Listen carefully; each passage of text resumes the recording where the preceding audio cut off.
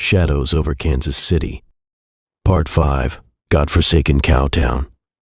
Garwood slipped into the freezing night like a shadow, his steps deliberate and soundless. The night air was icy, stinging his lungs. Each breath Garwood exhaled forming small, fleeting clouds as he moved purposefully through the empty streets of Kansas City. As he moved through the city, the streets seemed different. There was an eerie stillness in the air, as though the city itself was holding its breath. His heart raced, though he fought to keep his mind focused. Katie and Marie were safe, he reassured himself, sleeping soundly in their warm home. There had been no signs of a struggle, no noise or evidence to suggest violence. Olivia had left on her own. The question was why and where. His mind swirled with fear and frustration, but he forced himself to focus. He replayed the possibilities in his mind. Had Olivia lost her composure and gone to meet Thaddeus? Garwood's stomach tightened at the thought. The boy was a love-struck hothead, brimming with passion but dangerously impulsive. Or had Thaddeus somehow pieced together Garwood's carefully maintained secret? Worse still, could Hammer or Fletcher have discovered Olivia's hiding place? No, he reminded himself firmly. There were no signs of intrusion. The house had been silent, undisturbed, yet the dread hung over him like a storm cloud. The house had been undisturbed, but that was no comfort against the dark possibilities. Each scenario was more troubling than the last, and yet he couldn't let the fear consume him. He had to act. Garwood decided to check the old Parkhurst home first, now a dark and hollow remnant of what it once was. From there, he would make his way to the graveyard where Charles and Esther lay in eternal rest. He knew grief had a way of pulling people to places they thought could offer answers, comfort, or closure, even when none existed. His instincts told him Olivia's mind would be consumed by thoughts of her parents. Loss could do that to a person. He knew that all too well. As Garwood scoured the streets, the feeling of impending violence thickened, an almost physical weight pressing on his chest. The city seemed different tonight. The shadows stretched longer, the silence more oppressive. Kansas City was holding its breath. The city's underbelly had always been steeped in violence, but tonight it felt alive with malevolence, a foreboding presence pressing down on everything. Garwood felt it in his bones, tasted it in the air. Something was coming, something terrible. Meanwhile, elsewhere in the city, Thaddeus wandered aimlessly, frustration and exhaustion dragging at him. His body trembling from the cold and his mind burning with anger and despair. The hours he had spent scouring Garwood's apartment for any trace of Olivia had turned up nothing. The boy's mind churned with bitterness, his promise to find Olivia echoing mockingly in his thoughts. How could he find her when he didn't even know where to start? It was maddening. He had made a promise to find her, but that promise now felt like a cruel joke. He didn't know where to look, didn't even know where to start. After hours of wandering, his legs gave out, and he sank to the cold stone steps of a closed shop. Cold and utterly defeated, he wrapped his arms around his knees, burying his face against them, trying to block out the gnawing despair. His breath came in shallow puffs, and for a long time he sat there, paralyzed by his helplessness, motionless, his frustration and exhaustion consuming him. Then, movement in the distance caught his eye. A figure emerged from a side street 2 blocks down, its uneven shuffle and hunched posture immediately alarming. The figure limped fully into view, silhouetted by the dim, flickering light of a street lamp. The large man leaned heavily on what looked like a long-handled tool of some kind as he limped toward Thaddeus. The boy's curiosity overcame his despondency, though dread began to creep into his chest as the figure drew closer. As the figure drew closer, Thaddeus' heart froze.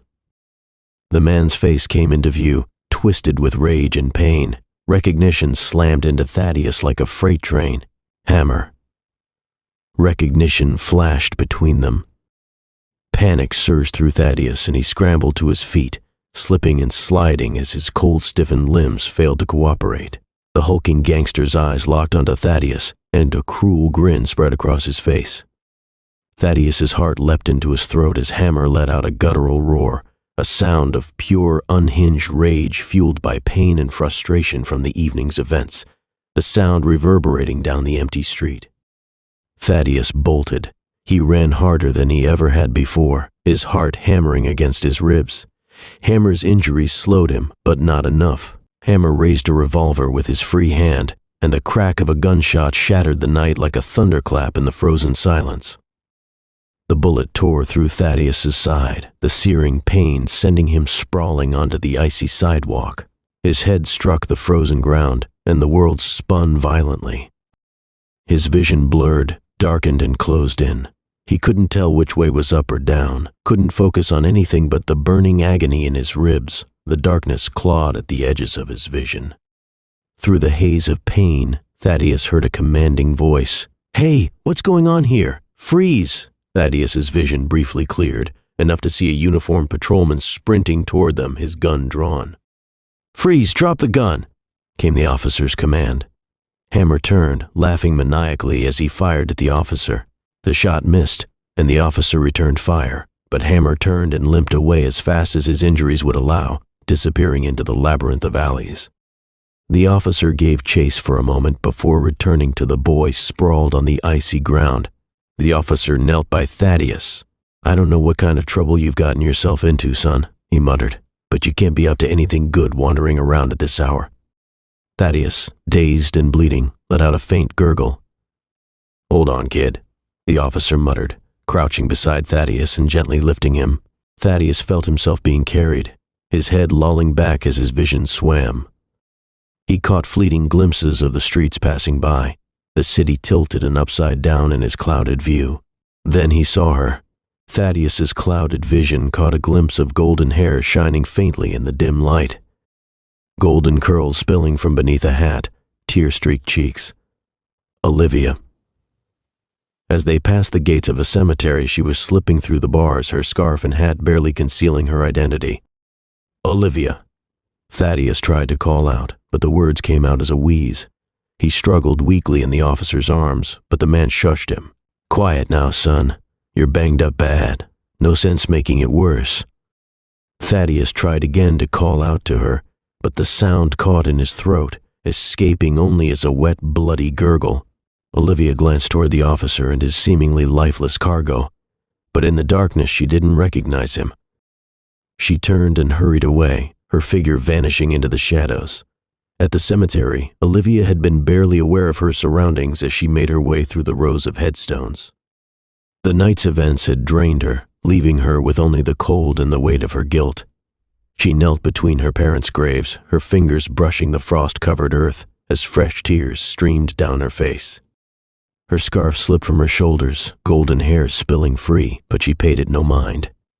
When her tears finally ran dry, Olivia forced herself to her feet. The first hints of dawn were creeping over the horizon, and she knew she had to get home before Garwood returned from his night's work. Wrapping herself tightly against the cold, she began to run, her desperation lending her speed. Olivia ran through the empty streets, her body trembling as the cold air bit at her exposed skin. She had cried until there were no tears left, her grief leaving her hollow and raw. She needed to get back to her new home. Her pace quickened as the familiar streets came into view. She was almost there, but as she rounded a corner, she collided hard with a solid figure standing in the shadows. The impact sent her sprawling onto the pavement, her scarf and hat tumbling away as she caught herself on the icy ground. Her golden hair spilled around her face, catching the faint glow of a nearby street lamp. She froze, wide-eyed, as the man turned toward her. "Olivia." The voice was low, steady, and familiar. His hand reached down, firm but gentle. Olivia looked up, and her breath caught. Garwood's eyes burned with a mix of relief and frustration as he helped Olivia to her feet. Silently, he guided her into the shelter of a nearby alley. He picked up her scarf and hat, gently replacing them, his large hands lingering for a moment as he adjusted the fabric. Olivia opened her mouth to speak, to offer an explanation, but he met her tear-filled gaze with a look that silenced her stammered attempts. The weight of his gaze left no room for words. His arm around her shoulder, they walked into the haze of the city. After a few blocks, Olivia broke the silence. "What happened to your face?" she asked softly, noticing the bandage and dried blood on his cheek. "It's not important," Garwood replied, his tone leaving no room for further questions. Suddenly, Garwood tensed, pulling Olivia into the shadowy recess of a church alcove, shielding her with his body as he drew his revolver. He pressed a finger to his lips, his revolver in his other hand as he peered out into the street. Olivia held her breath, her heart pounding as she watched Garwood look out into the street. Across the way, a lone figure stood under the flickering light of a street lamp. The voice that followed was cold, sharp, and all too familiar. The voice sliced through the night like a blade. "Garwood, I warned you. I ordered you, but you just don't listen." Garwood's jaw tightened. "Fletcher." Garwood's grip tightened on his revolver as Fletcher's words echoed in the still air. "You've had quite a night," Fletcher continued, his voice dripping with venom. "A lot of people got hurt, but that's your way, isn't it? Everyone suffers because the great Garwood never knows when to quit. Well, I know your secret, Garwood, and I'm going to make sure everyone you care about suffers too. You hear me? I know your secret, Garwood," Fletcher continued, his tone laced with malice, "and everyone you care about will suffer for your stubbornness." Garwood burst from the alcove, his weapon raised, but Fletcher was already gone, swallowed by the darkness. One of the ghosts of Kansas City had returned. As Garwood and Olivia trudged through the empty streets, the weight of the night pressed heavily on his broad shoulders, but it was nothing compared to the weight in his soul. Kansas City loomed like a beast in the darkness, its towering buildings and shadowed alleys hiding countless secrets and dangers. He couldn't shake Fletcher's mocking voice, the chilling promise of retribution, or the memories of bloodied streets and fractured lives. Garwood allowed himself to wonder if it was all worth it. Was this city, the endless violence, the festering rot of its underbelly, the ceaseless war against men like Hammer and Fletcher, worth the sacrifices it demanded? The faces of 37 men, 37 lives, flashed in his mind like ghosts in a haunted fog. Each one had fallen since he'd sworn to rescue Olivia, and though their deaths had been necessary, the toll of them was inescapable. He had pulled the trigger, watched their bodies collapse, their blood spill. Some had been monsters deserving their fate, but others were just men caught in the chaos of Kansas City's endless war. He tried to justify it to himself. Those men were part of the rot, the sepsis he had been fighting to purge from the city's veins, but justification couldn't silence the memories. Every shot fired was a piece of himself lost, and though he fought to protect what was good, his family, Olivia, the rare flickers of light in the city's darkness, he wondered how much of his soul had already been claimed by the beast. The faces lingered, but it was their absence that struck him hardest. They weren't at his side to question him or haunt him directly. They weighed on him because they reminded him of a truth he couldn't escape. The longer he fought, the closer he came to becoming like them. His thoughts turned to Marie, Katie, and Olivia. Their faces shone like beacons in the storm of his mind, pulling him back from the abyss. He had fought for them, bled for them, and would continue to do so until his last breath. If the city's thirst for blood demanded too high a price, he knew the choice he would make. He would protect his family at all costs, even if it meant turning his back on the streets he had dedicated his life to. O'Malley's words echoed in his mind. "Why do you care about this godforsaken cowtown?" Garwood didn't know anymore. Maybe he didn't care, not as much as he once thought. But he cared about them, and that was enough.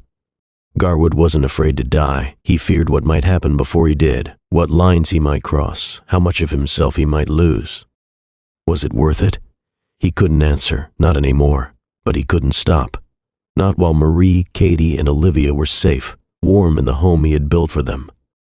Not while Cosner lay fighting for his life. Not while Hayes stood broken but unbeaten. Not while Eldridge still had a chance to learn what it took to stand in the face of the city's rot. And not while Fletcher, Hammer, and the Kelly brothers still drew breath. They were still out there, plotting in the shadows, and Garwood wouldn't stop until he'd finished what he started. Would Cosner survive his wounds? Would the hot-headed young officer heal and continue to fight by Garwood's side, or had the city already claimed him? What of O'Malley, the seasoned detective who had stood beside him in countless battles? Would he ever walk the streets again, or would his recovery leave him a shell of the man he once was? Hayes, the old warhorse, carried the scars of too many fights. Would this be the one to break him? And Eldridge, so young and full of promise, already shaken by the night's events, How long before the city wore him down, ground him into dust like so many others before him? Thaddeus. The boy was a storm of emotions and recklessness. Garwood had seen it before in men who didn't last long in this city. Would the boy's love for Olivia be his salvation, or would it lead him to an early grave? The city's appetite for blood seemed insatiable, a vampiric beast consuming everything in its path. Garwood wondered if it would eventually consume him too. Would his war against the festering sepsis of crime and violence be worth the price it demanded, or would the blood spilled, the lives lost, prove too much? The city may demand a higher price than any man could pay, but Garwood resolved that it would not break him. The blood he had spilled might stain his soul, but as long as his family remained safe, as long as there was a glimmer of hope in the darkness, Garwood would continue his fight. He would bear the weight of the dead men, and the many more that might follow, if it meant keeping them safe from Kansas City's endless hunger for destruction. Garwood stopped under the flickering glow of a street lamp, his breath visible in the icy air. Olivia looked up at him as he adjusted the collar of his coat and glanced up at the distant stars, barely visible through the haze of the city's lights. He didn't have the answers. All he knew was that the fight wasn't over, not tonight, not tomorrow. As long as there was darkness, there would be shadows to fight in. Detective Beauregard Tecumseh Garwood squared his shoulders, wrapping an arm around Olivia, and stepped forward into the night, his revolver heavy at his side. He would fight for as long as he could, for as long as his family needed him, and if the city demanded too much, if it tried to claim the people he loved, he would burn it to the ground.